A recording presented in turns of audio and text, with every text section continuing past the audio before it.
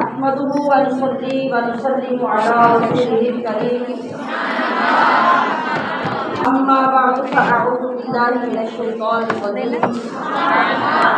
بسم الله الرحمن الرحيم إن الله وملائكته يصلون على النبي يا أيها الذين آمنوا صلوا عليه وسلموا تسليما یا نبی چادر زندگی پر میری، یا نبی چادر زندگی پر میری اپنی خوشبو کی جھالر لگا دیجیے۔ تصور یہ ہے کہ میری زندگی ایک چادر ہے، چادر پہ کوئی پائپنگ لگانی ہے، کوئی کناری لگانی ہے، کوئی جھالر لگانی ہے، تو وہ کس کی ہو؟ میری خواہش یہ ہے کہ یا نبی چادر زندگی پر میری اپنی خوشبو کی جھالر لگا دیجیے، پھول سے میری سانسوں میں کھلنے لگیں، پھول سے میری سانسوں میں کھلنے لگیں، باغ سا میرے اندر لگا دیجیے۔ کس کا؟ اپنی غلامی کا، عقیدت کا، محبت کا، عشق کا۔ وہ باغ میرے اندر لگے تو پھر اس کے اوپر پھول لگیں، تو پھر کیا عالم ہوگا، پھر زمانہ معطر ہو جائے گا۔ پھول سے میری سانسوں میں کھلنے لگیں، باغ سا میرے اندر لگا دیجئے، یا نبی چادر زندگی پر میری اپنی خوشبو کی جھالر لگا دیجئے۔ گردش وقت کا جس سے ناتا نہ ہو، زمانہ جو کرتا رہے، کوئی طوفان آئے، کوئی آندھی آئے، کوئی بارشیں آئیں، اونچ نیچ کچھ بھی ہو، کوئی فرق نہ پڑے، گردش وقت کا جس سے ناتا نہ ہو، لوٹ کر جس سے کوئی بھی آتا نہ ہو، آپ کے در سے آگے جو جاتا نہ ہو، مجھ کو اس راستے پر لگا دیجیے۔ ایک ایک لفظ پہ ذرا غور کریں، دعا پہ غور کریں، دعا کی گہرائی پہ غور کریں۔ گردش وقت کا جس سے ناتا نہ ہو، لوٹ کر جس سے کوئی بھی آتا نہ ہو، آپ کے در سے آگے جو جاتا نہ ہو، مجھ کو اس راستے پہ لگا دیجئے۔ یا نبی چادر زندگی پر میری اپنی خوشبو کی جھالر لگا دیجئے، پھول سے میری سانسوں میں کھلنے لگیں، باغ سا میرے اندر لگا دیجئے۔ آپ کو صرف آپ کی مجلس کی ایک بات عرض کرنی ہے، پھر آگے بڑھنا ہے۔ حضور نبی کریم صلی اللہ تعالی علیہ وسلم کا ارشاد گرامی ہے، جس مجلس میں سید العالمین رحمت للعالمین صلی اللہ علیہ وسلم پر درود پاک پڑھا جاتا ہے، آپ پڑھتے ہیں؟ واقعی پڑھتے ہیں؟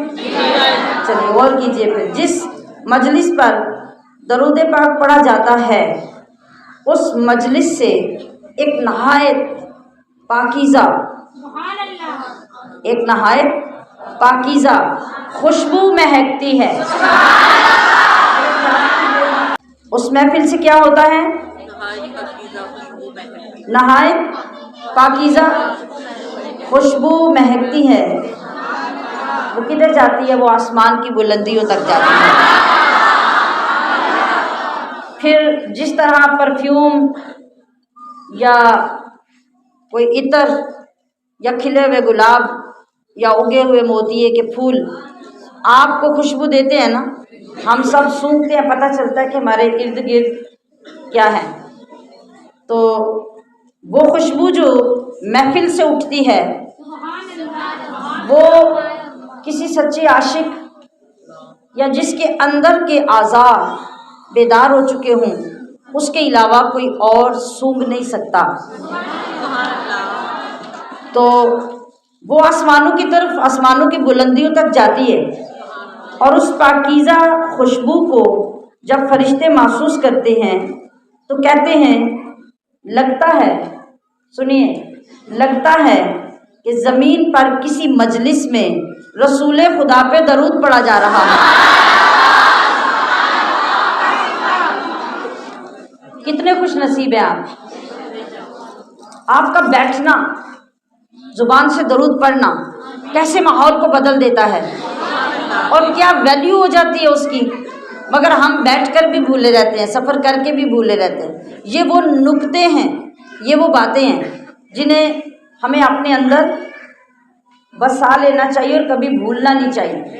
جب یہ احساس آپ کو سرشار رکھے گا نا کہ ہمارے بیٹھنے سے جو خوشبو نکل رہی ہے وہ خوشبو آسمانوں کی بلندیوں پہ جا رہی ہے اور فرشتے محسوس کر کے گواہی دے رہے ہیں کہ زمین پہ کوئی مصطفیٰ پہ درود پڑھ رہا ہے۔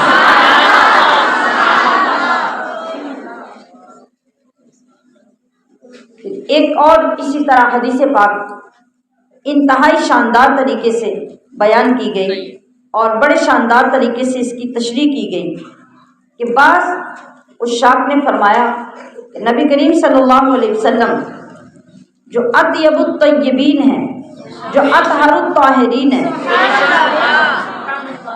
اس لیے جب کسی مجلس میں آقا علیہ السلام کا ذکر پاک ہوتا ہے اور درود پاک آپ کی ذات اقدس پہ پڑھا جاتا ہے تو نبی علیہ السلام اور صحابہ اکرام کی خوشبو مبارک کی وجہ سے وہ مجلس معطر ہو جاتی ہے اور اس کی خوشبو پھر آسمانوں تک جاتی ہے۔ یعنی خوشبو کی تشریح کیا ہوئی کہ خوشبو کیسے پیدا ہوتی ہے؟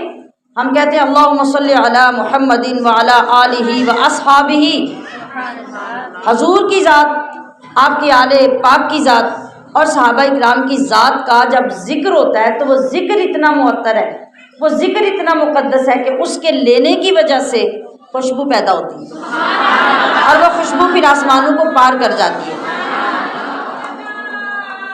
وہ اولیاء کرام جنہوں نے عالم روحانیت میں ملکوت کا، ملائکہ اور ملائکہ کے جہان کا اور آسمانوں کے اوپر کے منظر کا مشاہدہ کیا ہے اور جن کی نظر اور جن کے دل کی اپروچ وہاں تک ہوتی ہے، وہ لوگ بھی ہمارے ساتھ جب مجلس میں بیٹھے ہوتے ہیں نا تو ہمیں معلوم نہیں ہوتا لیکن وہ اس خوشبو کو بھی سونگھ رہے ہوتے ہیں۔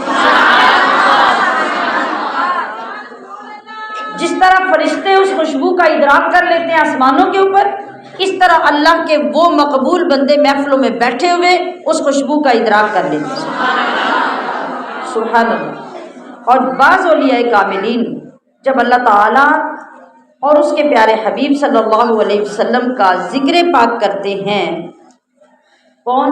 بعض اللہ کے کامل بندے، اللہ کے ولی، جب وہ خود اللہ اور اس کے رسول کا ذکر کرتے ہیں تو ان کے سینے سے ایسی خوشبو مہکتی ہے جیسے کستوری ہو، جیسے عنبر ہو، بلکہ ان سے بھی بہترین خوشبو پھر ان کے سینے سے نکلتی ہے۔ ابھی میں نے کیا کہا، کیا دعا کی کہ یا رسول اللہ پھول سے میری سانسوں میں کھلنے لگیں، تو وہ لوگ ہوتے ہیں جن کی سانسوں سے پھولوں کی مہک آتی ہے اور کیا ہوتا ہے، ان کی یہ دعا قبول ہو چکی ہوتی ہے کہ پھول سے میرے سانسوں میں کھلنے لگیں، باغ سا میرے اندر لگا دیجیے۔ تو ان کے اندر عشق مصطفیٰ کا وہ باغ لگا ہوتا ہے کہ اس کے اندر سے مہک نکلتی ہے تو پھر دوسروں کو بھی محسوس ہوتی ہے اور ان کو خود بھی محسوس ہوتی ہے۔ لیکن ہمارے ذوق، ہمارے وجدان، ہماری خواہشات، ہماری پرائرٹیز، ہماری ترجیحات یہ ساری بدل گئی ہوئی ہیں۔ یہ جملہ بڑا غور طلب ہے، یہ سب بدل گئی ہوئی ہیں۔ میں نے کئی بار عرض کیا کہ ہمارے زمانے میں جتنے درس قرآن ہوتے ہیں، جتنی محفل میلاد ہوتی ہیں، جتنے رمضان میں عبادتیں ہوتی ہیں، یہاں ابھی بھی جتنے بزرگ بیٹھے ہیں انہیں پوچھیں کہ جب یہ جوان تھے تو ایسا ہوتا تھا؟ کسی کو محفل پاک کا پتہ ہی نہیں ہوتا تھا، کسی علاقے میں کبھی کوئی سنتا ہی نہیں تھا، اور خاص طور پہ یہ کہ عورتوں کے اتنے بڑے اجلاس اور اتنا ذوق اور اتنا اہتمام ان کی تعلیم کا ہوتا ہو کوئی جانتا بھی نہیں تھا۔ لیکن اس وقت کے وہ لوگ جو عبادت کرنے والے تھے نا، اللہ کو یاد کرنے والے، وہ آج ہمارے جیسوں سے بڑے افضل تھے، بڑے بہتر تھے، اس لیے کہ ان کے اندر خوف خدا بھی تھا اور علم کے کم ہونے کے باوجود عمل میں اخلاص بھی تھا۔ آج ہمارا جو دور ہے اس میں کمپٹیشن ہے، مقابلہ بازی ہے، دکھاوا ہے، فلاں یہ کر رہا ہے تو میں کیوں نہ کروں، فلاں گاؤں میں ہو رہا ہے تو میں کیوں نہ کروں، فلاں محلے میں ہو رہا ہے تو میں اپنے لوگوں کو باہر کیوں جانے دوں۔ اگر ان کو کہیں جا کے علم حاصل ہوتا ہو اور آپ کے پاس علم نہیں ملتا پھر بھی آپ یہ کرتے ہیں کہ انہیں جکڑ کے باندھ کے رکھتے ہیں۔ وہ جس طرح دیہاتوں میں گاؤں میں سیپ ہوتی ہے نا کہ ساڈا سیپی کدھر نہیں جانا چاہیے، آج عالموں اور عالموں کے پیچھے چلنے والوں کا بھی یہ حال ہے۔ میری مسجد کا نمازی کہیں نہ جائے، میرے مدرسے کا بندہ کہیں نہ جائے، میرے گاؤں کا بندہ باہر نہ نکلے، وہ علم حاصل کرنے نہ جائے، جو میرے پیچھے آ کے بیٹھتے ہیں وہ کسی دوسرے کے پیچھے جا کے نہ بیٹھیں۔ یہ چیز ہمیں دین کے اندر داخل ہونے کے باوجود دین سے بیگانہ کر گئی ہے، ورنہ اتنے تواتر سے، اتنی محافل، اتنے درس قرآن، اتنے سالوں کی محنتیں وہ ہمارے اوپر نظر کیوں نہیں آتی؟ نہیں آتی نا۔ ہر سال ہمیں نئے سرے سے مسائل کیوں سیکھنے پڑتے ہیں؟ ہر محفل میں ہمیں نئے سرے سے درود کی عظمت کیوں سننی پڑتی ہے؟ ہر مرتبہ ہمیں کیوں گائیڈ کیا جانا ضروری ہے کہ اب حضور کی ذات پہ درود پڑھنا ضروری ہے اور اس کا یہ ثواب ہے؟ ہر مرتبہ جب ہم نیا ثواب سنتے ہیں تو 2 منٹ کے لیے ہمارے اندر جوش پیدا ہوتا ہے، جب محفل سے اٹھتے ہیں اگلی محفل تک پھر بھول جاتے ہیں۔ ایسا ہی ہے نا؟ ہماری ترجیحات بدل گئی، ہم نے ان ساری محفلوں کو اور ان ساری ایکٹیویٹیز کو ایک رسم کا رنگ دے دیا ہے، ورنہ جو اپنے آپ کو پیش کر کے حضور کی بارگاہ میں ایک دن بیٹھے، اپنے گناہ بخشوانے کی نیت سے آئے، دین سیکھنے کی نیت سے آئے اور سیکھ کر جائے، تو یہ کیسے ہو سکتا ہے کہ ایک ہی سال کی محفلوں میں اس کا سارا زنگ نہ اتر جائے؟ یہ کیسے ہو سکتا ہے کہ اصلاح اس کے اندر تک اتر جائے اور پھر وہ کبھی برائی کی طرف نہ جائے؟ یہ کیسے ہو سکتا ہے کہ اس کے اندر آقا علیہ السلام کا عشق اور محبت رچ بس نہ جائے؟ یہ سب اسی لیے ہے، ہمارے دل بدل گئے ہیں، ہماری کیفیات بدل گئی ہیں، ہماری ترجیحات بدل گئی ہیں۔ خدارا آج ہم اس وجہ سے اس نعمت سے محروم ہیں جو اللہ کے کامل ولیوں کو نصیب ہوتی ہے، جو اللہ اپنے مقرب بندوں کو عطا کرتا ہے، جن کے پوری محفل میں ایک ہونے کی وجہ سے پوری محفل بخشی جاتی ہے۔ اور ہم تو ساری رات بیٹھے، ہمیں تو اپنی بخشش کا یقین نہیں ہوتا، ہماری وجہ سے کوئی کیا بخشا جائے گا۔ اگر آج ہمیں وہ چیز نصیب ہو جائے تو انشاءاللہ پھر آپ کی محفلوں کی خوشبوئیں صرف فرشتے محسوس نہیں کریں گے، آپ خود بھی کریں گے۔ جس طرح ایک مریض ہوتا ہے نا، پرانے بخار والا، تو آپ اس کو جتنی مرضی اچھی چیز بنا کے کھلا دیں، جتنے مرضی مسالے ڈال دیں، میٹھی چیز ہے تو شاندار ٹیسٹ بنا کے اس کو کھلا دیں، تو وہ ٹیڑھا سیدھا منہ کر کے وہ پلیٹ پڑے کر دے گا، چمچ لگائے گا پلیٹ پرے کر دے گا، کیا کہے گا؟ کسی کام دا ذائقہ نہیں، یہ کہے گا نا۔ کس کا قصور ہے بتائے نا، کس کا قصور ہے بھائی؟ مریض کا قصور ہے کہ اس کے منہ کا ذائقہ اس کی بیماری نے کڑوا کر دیا ہے۔ ہمیں جو پرانی گناہوں کی بیماری لگی ہوئی ہے اس نے ہمارے ذائقے خراب کر دیے ہیں۔ اب اچھی سے اچھی بات، شاندار سے شاندار حدیث، اعلیٰ سے اعلیٰ مغفرت اور بخشش کے پیغامات کوئی سنانے والا ہمیں سناتا ہے، ہمارے اوپر سے گزر جاتی ہے، ہمیں اس کی لذت نہیں آتی، اور جب کوئی بات اندر اترنے لگے اور اندر سے ہمارے بخار گناہوں کا ٹوٹے گا جب، تو کیا ہوگا؟ منہ کا ذائقہ ٹھیک ہو جائے گا، ہمارے دل کا ذائقہ بھی پھر ٹھیک ہونے لگے گا، تو پھر کیا ہوگا؟ یہ جو میں بعض اوقات آپ کو سناتی ہوں نا بات کہ فلاں نے گانے چھوڑ دیے، فلاں نے غلط باتیں چھوڑ دی، فلاں نے یہ کر دیا، وہ کیا ہوتا ہے؟ وہ اللہ کے کرم سے ان کے اندر سے گناہوں کا بخار ٹوٹتا ہے۔ کسی پہ کرم ہو گیا، گناہوں کا بخار ٹوٹا، گناہوں کا بخار ٹوٹا تو دل کا ذائقہ اچھا ہوا، جب دل کا ذائقہ اچھا ہوا تو کانوں کو اب گانے سے لذت نہیں آتی، نعت مصطفیٰ سے لذت۔ تو ہمیں ساتھ ساتھ اپنے علاج کی ضرورت ہے، چیک کروانے کی ضرورت ہے، ٹمپریچر لیتے رہنے کی ضرورت ہے کہ بخار کتنا کم ہوا ہے۔ آج کی یہ محفل ہے، یہ آپ کی دوائی ہے، کل کی محفل آپ کی دوائی ہے، پرسوں کی محفل آپ کی دوائی ہے۔ آپ دوائی کھا کے 2-4 دن کے بعد چیک بھی تو کریں نا کہ اس سے آرام کیا آیا ہے، نہیں آیا تو کیوں نہیں آیا، پھر کیا ہوتا ہے؟ ڈاکٹر کہتا ہے کہ دوائی بہت اچھی تھی، آپ نے بد پرہیزی کی ہے۔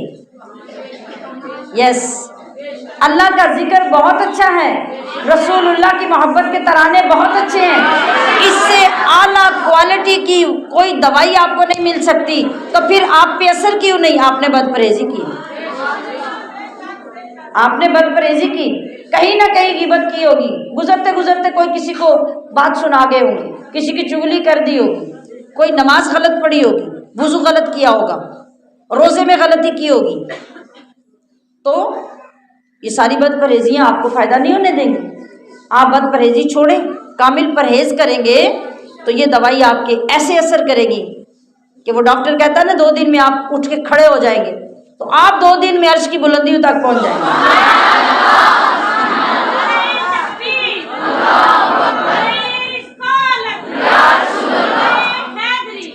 تو جس طرح مریض کو ہر چیز کڑوی لگتی ہے، اسے آپ آم بھی کھلائیں گے تو وہ کہے گے کسی کام کا اس کا ذائقہ نہیں ہے، اور شوگر والا وہی آم کھائے گا تو الٹا پڑا ہوا ہوگا، تو قصور اس کی کڑواہٹ کا ہے۔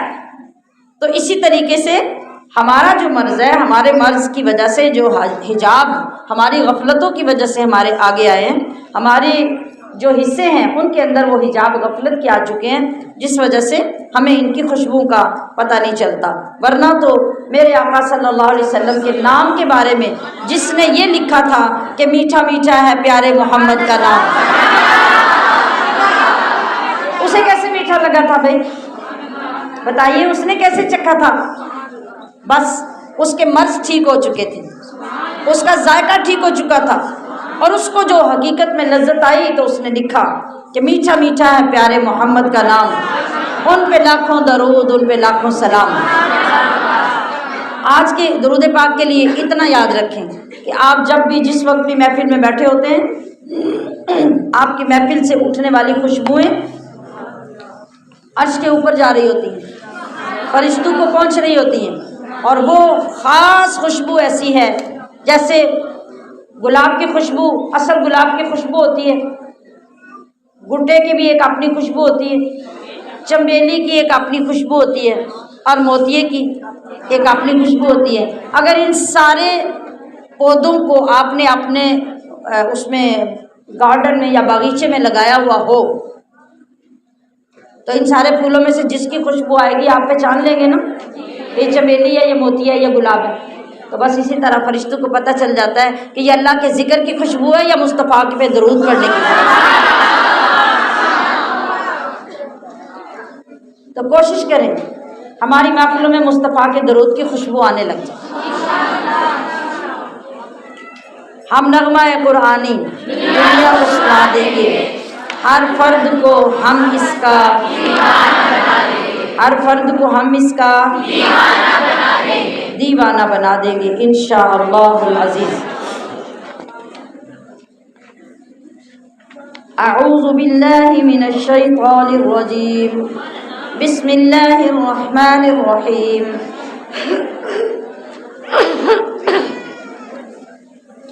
وَأَنذِرْ بِهِ الَّذِينَ يَخَافُونَ أَن يُحْشَرُوا إِلَى رَبِّهِمْ لَيْسَ لَهُم مِّن دُونِهِ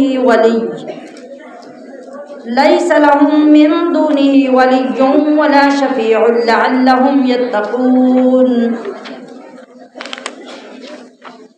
وَلَا تَطْرُدِ الَّذِينَ يَدْعُونَ رَبَّهُم بِالْغَدَاةِ وَالْعَشِيِّ يُرِيدُونَ وَجْهَهُ ما عليك من حسابهم من شيء وما من حسابك عليهم من شيء فتطردهم فتكون من الظالمين وكذلك فتنا بعضهم ببعض ليقولوا أهؤلاء من الله عليهم من بيننا أليس الله بأعلم بالشاكرين وإذا جاءك الذين يؤمنون بآياتنا فقل سلام عليكم كتب ربكم على نفسه الرحمة أنه من عمل منكم سوءا بجهالة ثم تاب من بعده وأصلح فأنه غفور رحيم وكذلك نفصل الآيات ولتستبين سبيل المجرمين قل إني نهيت أن أعبد الذين تدعون من دون الله قل لا أتبع أهواءكم قد ضللت إذا وما أنا من المهتدين قل إني على بينة من ربي وكذبتم به ما عندي ما تستعجلون به إن الحكم إلا لله يقص الحق وهو خير الفاصلين قل لو أن عندي ما تستعجلون به لقضي الأمر بيني وبينكم والله أعلم بالظالمين وعنده مفاتح الغيب لا يعلمها إلا هو ويعلم ما في البر والبحر وما تسقط من ورقة إلا يعلمها ولا حبة في ظلمات الأرض ولا رطب ولا يابس إلا في كتاب مبين وهو الذي يتوفاكم بالليل ويعلم ما جرحتم بالنهار ثم يبعثكم فيه ليقضى أجل مسمى ثم إليه مرجعكم ثم ينبئكم بما كنتم تعملون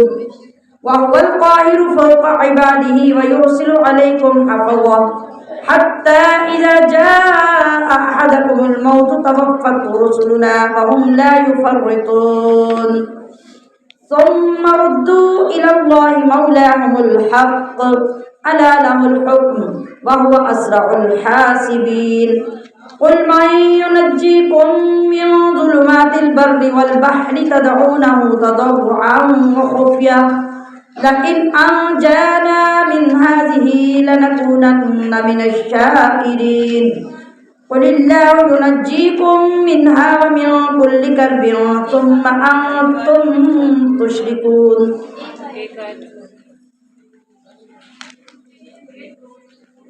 ثم ردوا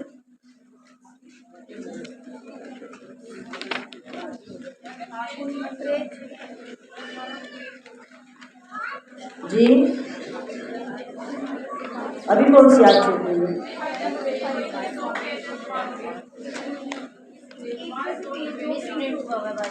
وہ آپ کے پاس ہوئے نا میں تو ٹھیک پڑھ رہی ہوں نا مجھے تو ڈسٹرب نہ کریں وہ پرنٹنگ میں اس میں پرابلم ہوا ہے نا جو قل من ينجيكم من ظلمات البر والبحر تدعونه تضرعا وخفية لئن أنجانا من هذه لنكونن من الشاكرين قل الله ينجيكم منها ومن كل كرب ثم أنتم تشركون قل هو القادر على أن يبعث عليكم عذابا من فوقكم أو من تحت أرجلكم أو يلبسكم شيعا ويذيق بعضكم بأس بعض انظر كيف نصرف الآيات لعلهم يفقهون وكذب به قومك وهو الحق قل لست عليكم بوكيل لكل نبأ مستقر وسوف تعلمون وإذا رأيت الذين يخوضون في آياتنا فأعرض عنهم حتى يخوضوا في حديث غيره وإما ينسينك الشيطان فلا تقعد بعد الذكرى مع القوم الظالمين وما على الذين يتقون من حسابهم من شيء ولكن ذكرى لعلهم يتقون وذر الذين اتخذوا دينهم لاعبا ولهوا وغرتهم الحياة الدنيا وذكر به أن تبصر نفس بما كسبت ليس لها من دون الله ولي ولا شفيع وإن تعدل كل عدل لا يؤخذ منها أولئك الذين أبسلوا بما كسبوا لهم شراب من حميم وعذاب أليم بما كانوا يكفرون صدق الله العظيم. آپ جہاں پہ ڈبل پرنٹنگ ہوئی ہے نا اس میں آیت کو دیکھیں، جس آیت کے بعد دوبارہ وہی آیت آئی ہے اس کے بعد پھر آپ اپنی گنتی آیت کی ٹھیک کریں. پیج ڈبل ہے، پورا پیج نہیں ہے.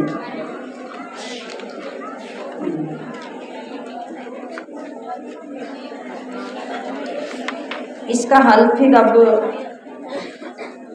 آپ کو کوئی بتایا جا سکتا ہے، یہ پھر بعد میں دیکھ کے بتاتے ہیں کہ اب اس کی مس پرنٹنگ کو ہم دوسرے پیج پہ کر سکتے ہیں، لیکن وہاں سے تو غلطی ابھی تبھی نکلے گی جب دوبارہ سے پھر یہ پارا پرنٹ ہوگا.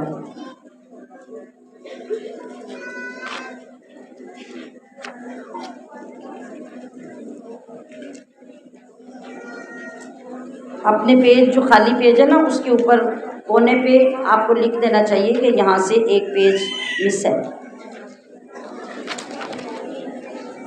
جی ہم نے پیچھے بہت سارے دنوں میں ایک تو یہ آپ کو ضروری مسائل ساتھ ساتھ سمجھانے کے لیے، دوسرے بیچ میں پارے لیٹ آنے کی وجہ سے ہم نے تھوڑا سا سبق پڑھا ہے. ابھی میں نے تھوڑا سا کوشش کی ہے آگے کہ ہم جلدی سے بھی آج اس کا ترجمہ آگے بڑھا لیں تاکہ پھر ایک دن آگے اتوار کا بھی ہمارا اسی طرح سے مصروف آ رہا ہے تو ہمارے سبق میں زیادہ نقصان نہ ہو. اس کا ہم حل کوئی سوچیں گے انشاءاللہ آپ کی اس بارے میں. وَأَنذِرْ بِهِ،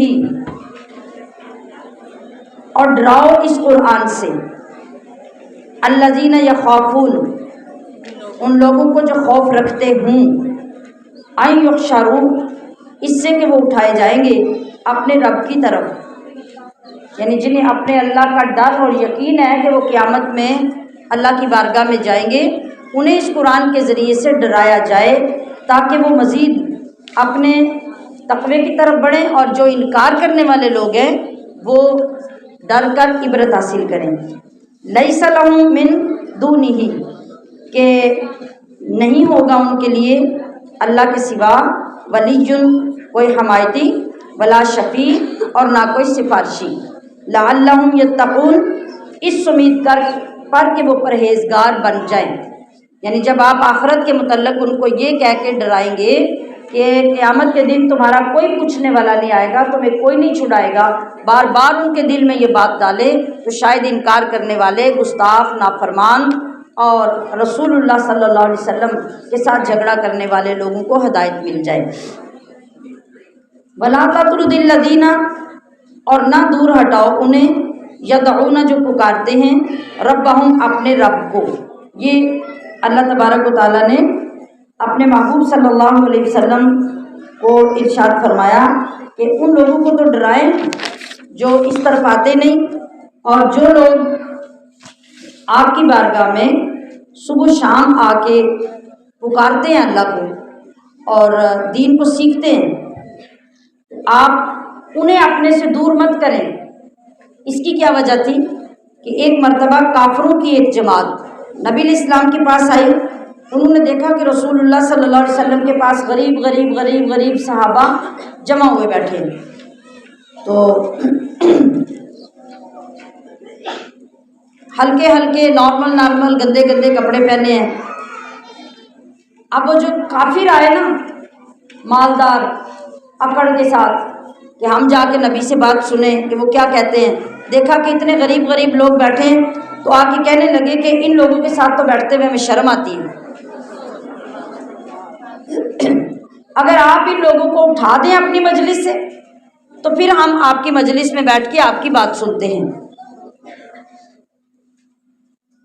اور ہم آپ پر ایمان بھی لے آتے ہیں. تو نبی علیہ الصلوۃ والسلام نے اس بات کو منظور نہیں کیا. آپ نے اپنے غریب وفادار صحابہ کو اٹھایا نہیں ہے.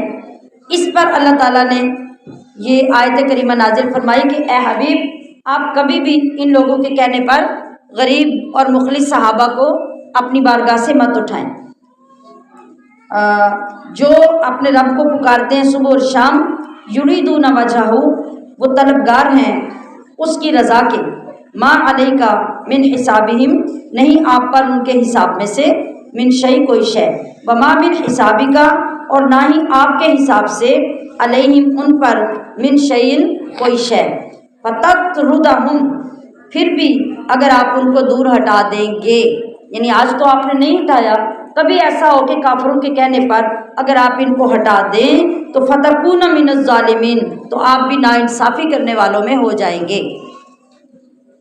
نبی علیہ السلام نے کیا فرمایا؟ غریبوں کے لیے یہ خوشخبری ہے۔ آپ نے ارشاد فرمایا کہ دین غریبوں سے شروع ہوا اور غریبوں پہ جا کے ختم ہوگا۔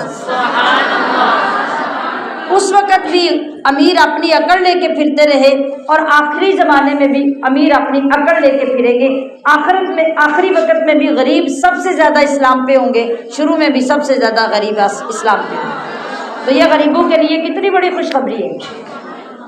وَكَذَلِكَ، اور اسی طرح، فَتَنَّا بَعْضَهُمْ بِبَعْضٍ، فتنہ بنایا ہم نے ان کے بعض کو بعض کے لیے، یعنی خود کو ان کے لیے ایک دوسرے کے لیے فتنہ بنا دیا، تاکہ وہ کہیں اہؤلاء، کیا یہی ہیں وہ، من اللہ علیہم، جن پر اللہ نے احسان کیا، من بیننا، ہمارے درمیان، الیس اللہ، کیا نہیں اللہ، بعالم بالشاکرین، خوب جانتا شکر گزاروں کو۔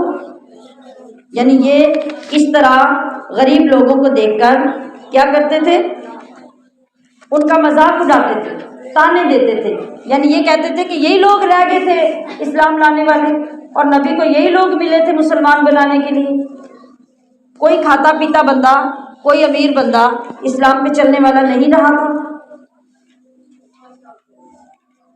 تو پتہ کیا چلا کہ اس بات سے آج کے دور میں بھی امیروں کو، تکبر کرنے والوں کو، اپنی دولت پہ اترانے والوں کو یہ سبق حاصل کرنا چاہیے کہ وہ لوگ جو امیر آنے پر ان کے ساتھ اور سلوک کرتے ہیں اور غریب آنے پر ان کے ساتھ اور سلوک کرتے ہیں، تو غریبوں کا مقام اللہ کے ہاں کتنا بڑا ہے، رسول کے ہاں کتنا بڑا مقام تھا کہ غریبوں کو آگے بٹھایا جاتا تھا، ان کو اللہ کے کلام کا درس دیا جاتا تھا، ان کو ایمان کی دولت تقسیم کی جاتی تھی، اور امیر اپنی عمارت پہ اکڑ کے محروم رہ کے چلے جاتے تھے۔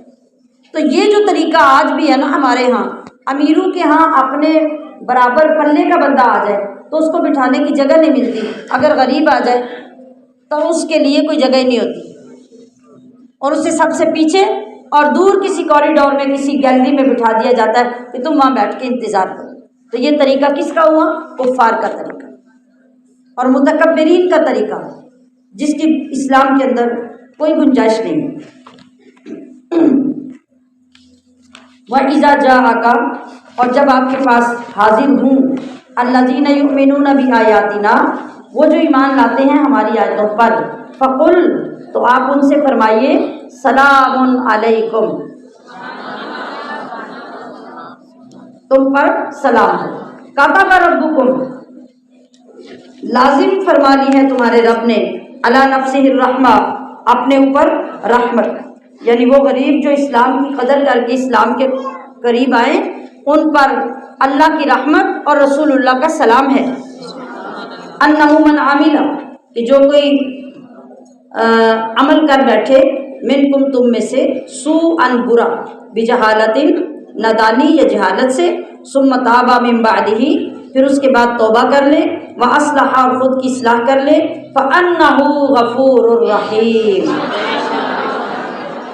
وکذالک، اور یوں ہی، نفصل الآیات، ہم مفصل بیان کرتے ہیں آیتیں، ولتستبین، اور اس لیے، یعنی کیوں مفصل بیان کرتے ہیں؟ اس لیے کہ خوب ظاہر ہو جائے سبیل المجرمین، راستہ مجرموں کا۔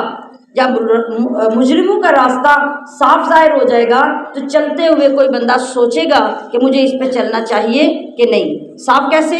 ان کے عذاب بیان کیے، آخرت کے عذاب، دنیا کے عذاب، پچھلی قوموں کے عذاب، اگلوں کے عذاب، یہ سب کچھ بیان کرنے کا یہی مطلب ہے کہ مسلمان اپنے راستے کو مضبوطی سے تھامے رکھیں اور مجرموں کے راستے کو پہچان لیں۔ قل انی نہیت، اے حبیب آپ ان سے یہ بھی کہیے کہ مجھے منع کیا گیا ہے ان اعبد عبادت کرنے سے الذین تدعون ان کی جن کو تم پوجتے ہو من دون اللہ اللہ کے سوا. کن کو پوجتے تھے؟ بتوں کو، درختوں، پہاڑوں، دریاؤں، سمندروں، مختلف جو ان کے خدا بنے ہوئے تھے. قل لا اتبع اہواءکم آپ یہ بھی فرما دیجئے کہ میں نہیں پیروی کرتا تمہاری خواہشات کی. یہ سارے بت اور خدا کس وجہ سے بنے؟ خواہشوں کی وجہ سے. قد ضللت اذا اگر میں ایسا کروں تو میں تو گمراہ ہو گیا. وما انا من المہتدین اور پھر میں ہدایت پانے والوں میں سے نہیں رہوں گا. قل آپ یہ بھی فرمائیے انی علی بینۃ کہ بے شک میں تو ایک روشن دلیل پر ہوں میرے ربی اپنے رب کی طرف سے. وہ روشن دلیل کیا ہے؟ وہ رب کا قرآن ہے، وہ رب کا دین ہے اور خود آپ کا نبی ہونا ہے. وَكَذَّبْتُمْ بِهِ اور تم اسے جھٹلاتے ہو. ما عندی نہیں میرے پاس، ما تستعجلون بِهِ وہ جسے تم جلدی طلب کرتے ہو. یعنی جب بار بار نبی علیہ السلام عذاب کی بات کرتے اور قیامت کی بات کرتے تو وہ کہتے کہ لے آؤ جو عذاب لانا ہے معاذ اللہ. گستاخی سے کہتے کہ جو عذاب لانا ہے وہ جلدی کیوں نہیں لے آتے، اور اگر قیامت آنی ہے تو قیامت جلدی کیوں نہیں آ جاتی. تو آپ صلی اللہ علیہ وسلم نے انہیں فرمایا کہ وہ میرے پاس نہیں ہے کہ میں اپنی مرضی سے عذاب لے آؤں اور اپنی مرضی سے قیامت لے آؤں. ان الحکم الا للہ نہیں ہے فیصلہ، نہیں ہے حکم مگر کس کا؟ یہ فیصلے سارے تو اللہ کے ہیں. اللہ جب چاہے گا قیامت آئے گی، جب چاہے گا تم پر عذاب آئے گا. یقص الحق وہی بیان کرتا ہے حق، وہو خیر الفاصلین اور وہ بہترین فیصلہ فرمانے والا ہے. قل لو آپ فرمائیے اگر ان عندی میرے پاس ہوتی ما تستعجلون به وہ چیز جو تم جلدی مانگتے ہو طلب کرتے ہو، لقضی الامر تو کام تو ختم ہو چکا ہوتا. حضور فرما رہے ہیں اگر میں نے عذاب لانا ہوتا نا تو جتنی تمہاری گستاخیاں حد سے بڑھ گئی ہیں میں تو آج ہی فیصلہ کر دیتا. لیکن وہ اللہ بڑا بردبار ہے، وہ اللہ بڑا حلیم ہے، وہ اللہ بہت برداشت کرتا ہے. بینی و بینکم تم میں بھی اور مجھ میں بھی فیصلہ ہو جاتا اور دنیا دیکھ لیتی غلط کون ہے صحیح کون ہے. واللہ اعلم بالظالمین اور اللہ ظالموں کو خوب جانتا ہے. وعندہ اور اسی کے پاس ہیں مفاتیح الغیب کنجیاں غیب کی. میں نے پہلے بھی بتایا کہ اگر رسول اللہ یا کسی نبی کو علم غیب ملا تو کیا ان کا ذاتی ہے؟ وہ نہیں، وہ اللہ نے عطا کی ہے. تو جو مالک ہوتا ہے کنجیاں تو اس کے پاس ہوتی ہیں، لہٰذا غیب کی اصل کنجیاں اللہ کے پاس ہیں. لا یعلمها الا ہو اس کے سوا کوئی جانتا نہیں. ویعلم اور وہ جانتا ہے ما فی البر جو کچھ خشکی کی پوری دنیا کے خشکی کے علاقوں میں ہے، والبحر اور جو کچھ تری میں یعنی سمندروں دریاؤں میں ہے. وما تسقط اور نہیں گرتا من ورقۃ کوئی پتا الا یعلمها مگر وہ اسے جانتا ہے. کسی موسم میں کسی وجہ سے کوئی پتا بھی اگر درخت سے نیچے گرے اللہ کو وہ بھی علم ہے کہ فلاں درخت سے فلاں پتا نیچے گر گیا. ذرا غور کیجیے. اور ولا حبۃ اور نہ کوئی دانہ ظلمات الارض زمین کی اندھیریوں میں، ولا رطب اور نہ کوئی تر شے، ولا یابس اور نہ کوئی خشک شے، الا فی کتاب مبین مگر یہ سب کے سب اس قرآن کے اندر اللہ نے درج کر دیے ہیں. بعض مفسرین نے لکھا کہ اس سے کتاب مبین سے یہاں مراد لوح محفوظ ہے کہ اللہ نے وہ سب چیزیں لوح محفوظ میں لکھ کر رکھ چھوڑی ہیں. اور وہ کس لیے ہیں؟ وہ اپنے بندوں کو، اپنے نبیوں کو، اپنے رسولوں کو بتانے کے لیے. اللہ کو بھولنے کا ڈر نہیں تھا کہ اللہ نے اس لیے لکھ کے رکھا. وَهُوَ الَّذِي اور اللہ وہی ہے یتوفاکم باللیل جو روح قبض کر لیتا ہے تمہاری رات کو. وَيَعْلَمُ اور وہ جانتا ہے ما جرحتم جو کچھ تم کماتے ہو بالنہار دن میں. رات کو روح قبض کر لیتا ہے مطلب میں نے پیچھے بتا دیا ہوا ہے کہ انسان کے اندر دو روحیں ہوتی ہیں، ایک روح سیلانی دوسری سلطانی. ایک روح جو ہوتی ہے وہ نیند والی روح ہے، دوسری روح موت والی روح ہے. اس لیے نیند کو موت کی بہن کہا جاتا ہے.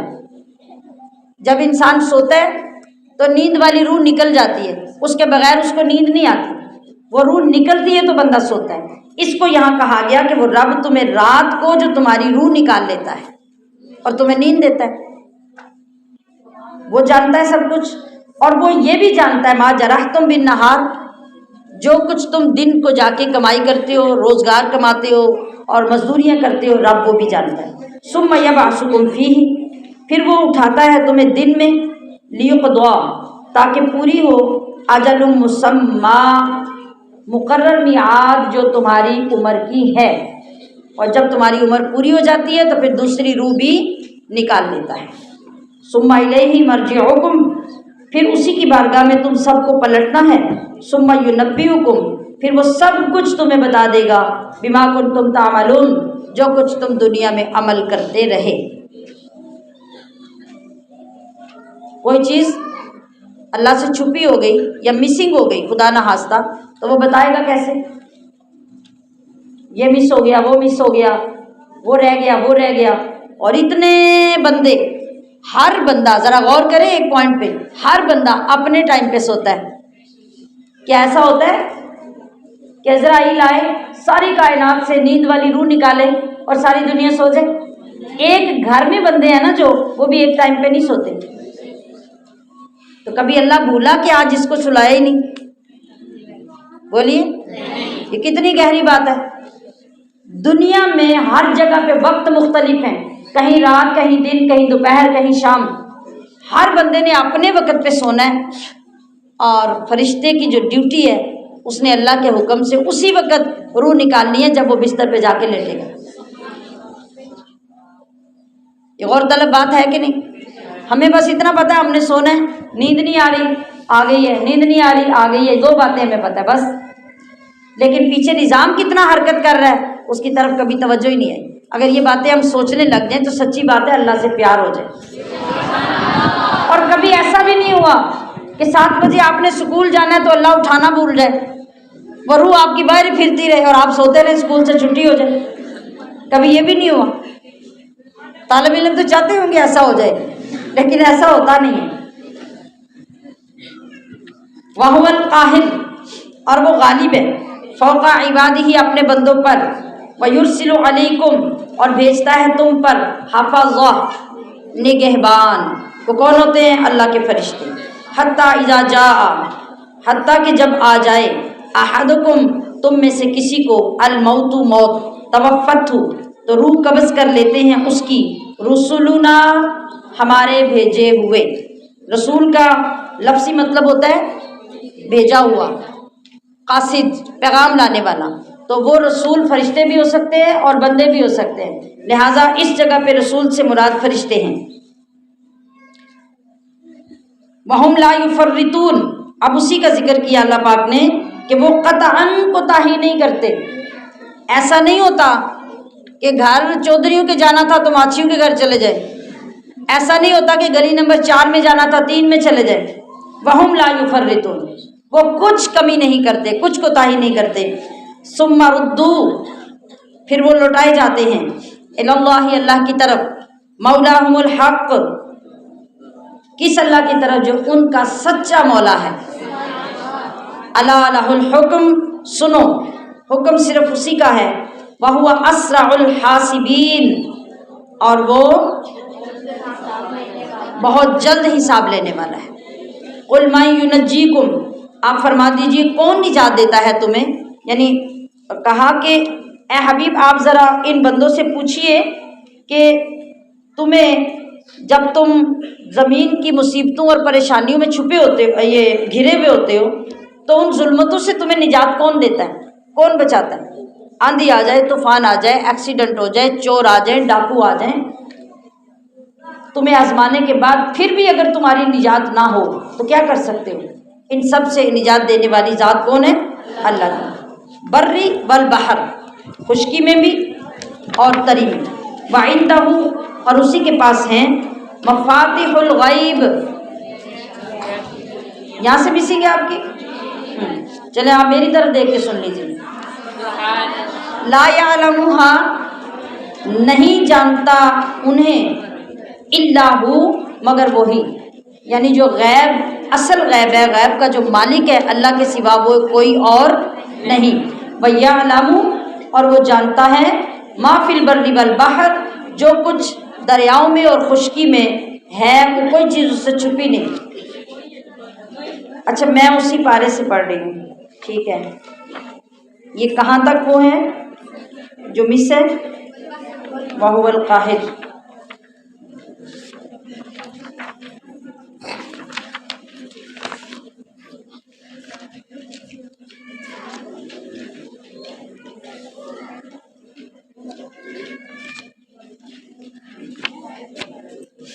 وَهُمْ لَا يُفَرِّطُونَ اسرع الحاسبین تک موجود ہے۔ قُلْ مَن يُنَجِّيكُمْ یہ بھی موجود ہے آیت، والبحر تک ہے، ٹھیک ہے۔ تَدْعُونَهُ تَضَرُّعًا وَخُفْيًا یہ آپ کے آگے موجود نہیں ہے۔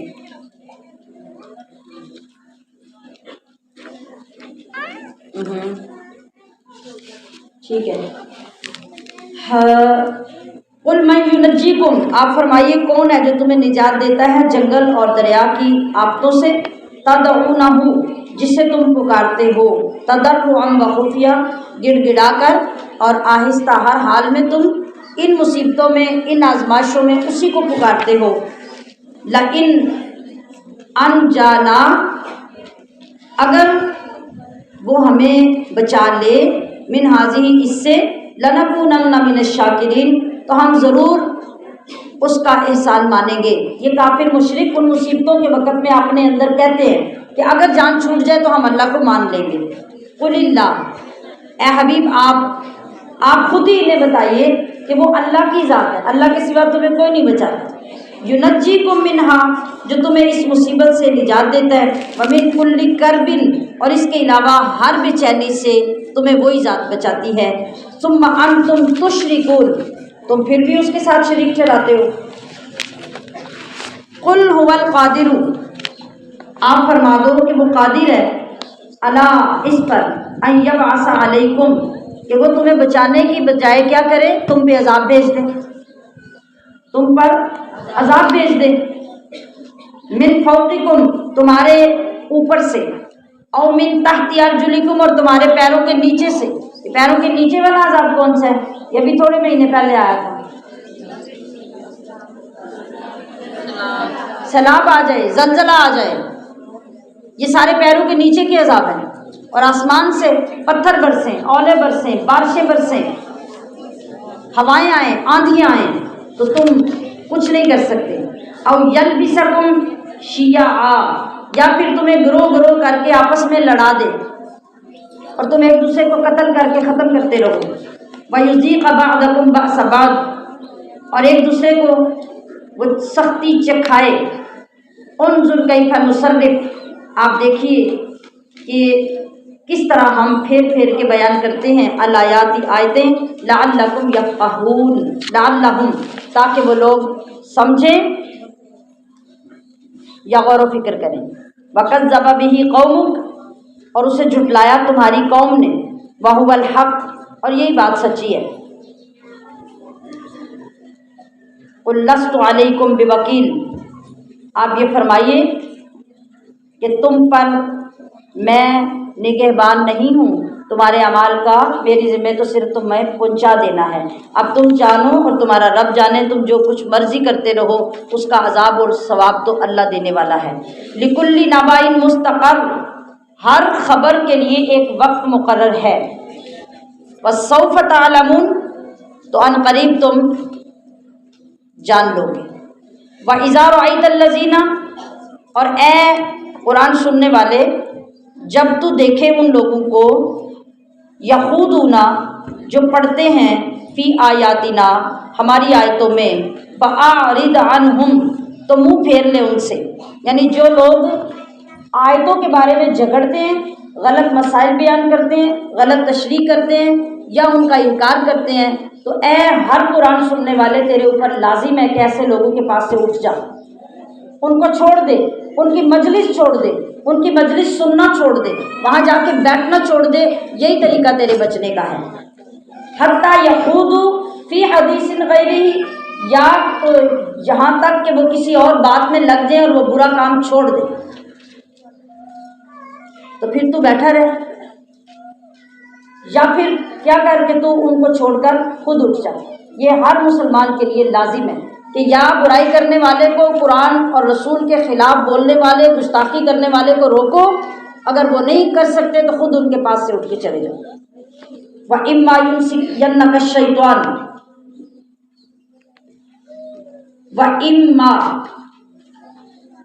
اور اگر يُنْسِيَنَّكَ الشَّيْطَانُ، اگر تجھے شیطان بھلا دے، فَلَا تَقْعُدْ بَعْدَ الذِّكْرَىٰ، تو مت بیٹھنا نصیحت پہنچنے کے بعد، مع القوم الظالمین، ظالموں کے ساتھ۔ یعنی اگر تم پہلے بھول کے ایسا کر بھی لو اور جب تمہیں یاد آ جائے کہ مجھے اس کام سے منع کیا گیا تو فوراً اس وقت بھی اٹھ جانا، وہاں بیٹھے مت رہنا اور اپنے ایمان کی خود حفاظت کرنا۔ آج ہمارے درمیان یہ کیا چل رہا ہے؟ ہمارے لوگ اپنے دین اور اپنے ایمان کی حفاظت کرنا چھوڑ چکے ہیں۔ ان کو جو جہاں بلائے وہ وہاں نظر آتے ہیں، جہاں کھانے کو مل جائے وہاں پہنچ جاتے ہیں، جہاں کوئی چاپلوسی کر لے وہاں چلے جاتے ہیں، لیکن ہمیں اپنے ایمان کی فکر نہیں ہوتی۔ اپنے ایمان کو بچانا ہمارے اوپر واجب ہے، یاد رکھیں۔ وَمَا عَلَى الَّذِينَ يَتَّقُونَ، اور نہیں ان پر جو پرہیزگار ہیں، من حسابہم، ان کے حساب میں سے کچھ، ولیکن ذکرہ، اور لیکن نصیحت دینا ہے ضروری، لعلہم یتقون، شاید کہ وہ باز آ جائیں۔ آگے آپ کی آیات آ گئی ہیں، کس جگہ سے آگے شروع ہوئی ہے؟ وَمَا عَلَى الَّذِينَ، یس، وَذَرِ الَّذِينَ، اور چھوڑ دیجئے انہیں، اتخذوا دینہم، جنہوں نے اپنا دین بنا لیا، لاعباً، کھیل، ولہوا، اور مذاق۔ جو لوگ دین کو کھیل اور مذاق بناتے ہیں ان کو بالکل ترک کر دیں، ان کو منہ نہیں لگائیں، سمجھائیں، کوشش کریں، ان کو سیدھی راہ دکھائیں، پھر بھی نہ آئیں تو پھر خود علیحدہ ہو جائیں۔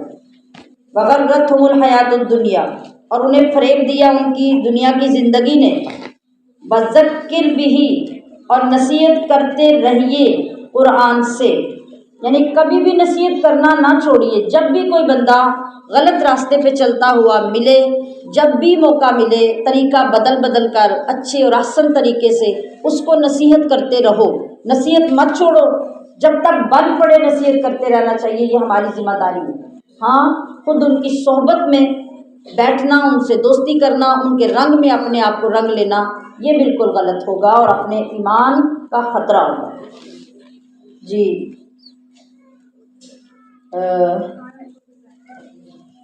وذکر بھی، نصیحت کرتے رہیے اس قرآن سے، ان تبصل نفس، کہ کہیں ہلاکت میں نہ ڈالی جائے کوئی جان، بما کا سبب، اپنے کرتوتوں کی وجہ سے، یعنی یہ ہمدردی ضرور کرو ہر ایک کے ساتھ کہ کہیں یہ برباد نہ ہو جائے، کہیں اس کا ایمان ضائع نہ ہو جائے، کہیں اس کی آخرت تباہ نہ ہو جائے، یہ ہمدردی ضرور کرو مسلمانوں کے ساتھ، اور جتنی بن پڑے ان کی مدد کرو۔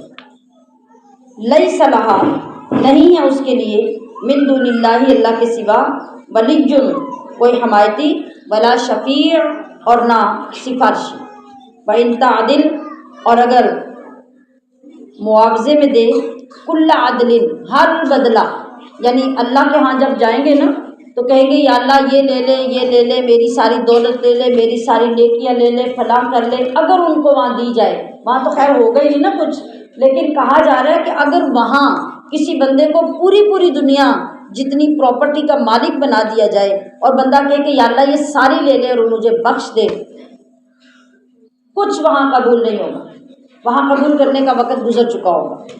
لا یؤخذ منہا، اس سے کچھ لیا نہیں جائے گا۔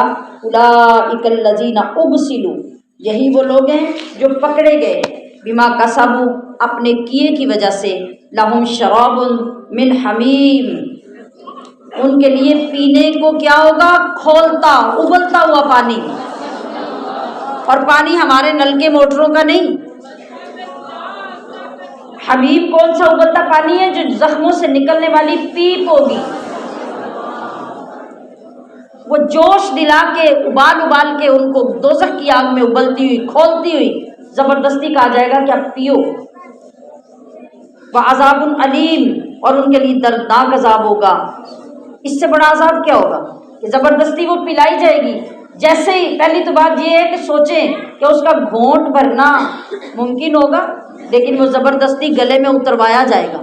جب اتروایا جائے گا تو انسان کے اندر کی پوری آنتیں، پورا سسٹم، وہ سارا پگھل کر گل کر اس کی وجہ سے وہ جسم کے اندر سے خارج ہو جائے گا۔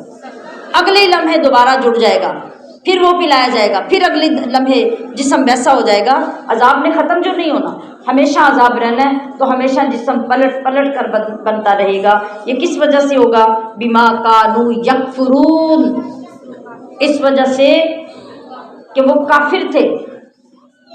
تو کفر جس انداز سے بھی دنیا میں ہوگا، انکار جس انداز سے بھی رب کا، قرآن کا، نبی کا، یہ ہمیں برباد کر دے گا، اس دنیا میں بھی اور آخرت میں بھی۔